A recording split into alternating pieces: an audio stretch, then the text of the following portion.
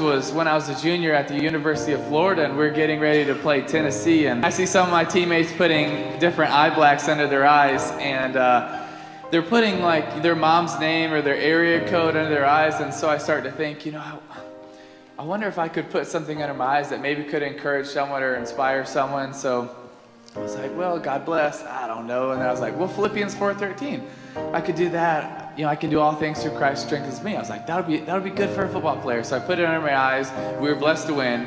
Very passionate. So 4, 5, 6 weeks later, they're selling it at the Gator bookstore, at the Florida Library. You have thousands of fans showing up to games wearing Philippians 4:13 under their eyes. And I honestly believe half of them don't even know what it means. I had one guy, his name was Phil, come up to me and said, hey, did you wear that under your eyes for me? It's like, no, it's a Bible verse. What are you talking about?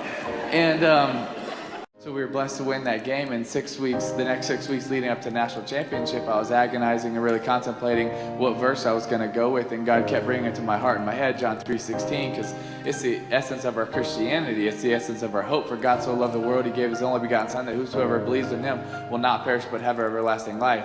It's what gives us hope as Christians, so I decided to go with that. And honestly, after that, I didn't even really think about it. I just went out there and tried to win the championship game. We were blessed to win, and 2 days later, I was at Ballyhoo Restaurant in Gainesville, Florida, with me, my mom, my dad, my aunt, and Coach Meyer. And probably some of you have been to Ballyhoo's. And I was just sitting there eating a grouper, and Coach Meyer gets a call, and he's like, all right, bye. And I was like, who is that? He said, that was Steve McLean. Here's our PR guy at Florida. So what do you have to say? He said, did you know that during that game, 94 million people Googled John 3:16? And honestly, my first thought was, how the heck do 94 million people not know John 3:16? Hashtag Sunday school. It's like the first thing you hear, But I was just sitting in Ballyhoo Restaurant, just so humbled at how big the God is that we serve, and how he wants to do amazing things in us and through us. And when we just step out and show a little faith or a little courage, or we just decide, hey, it's okay to be a little bit different than everybody else, what God can do in our lives. And that game just happened to be in 2009, January 8th. Well, exactly 3 years later, January 8th, 2012, we just happened to be playing the Pittsburgh Steelers.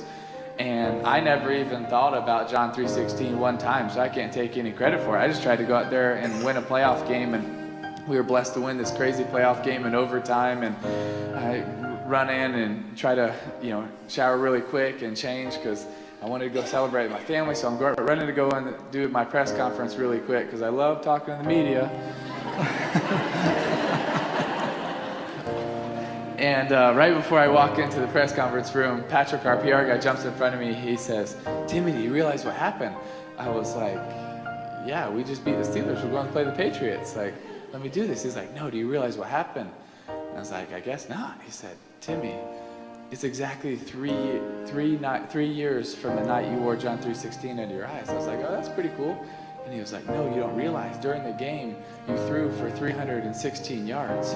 Your yards per completion were 31.6. Your yards per rush were 3.16. The ratings for the night were 31.6, and the time of possession was 31.06. And during the game, 90 million people Googled John 3:16, and it's the #1 trending thing on every platform.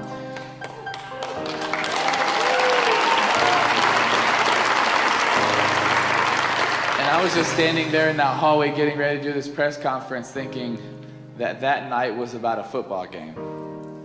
And it really wasn't, because the God that we serve is such a big God.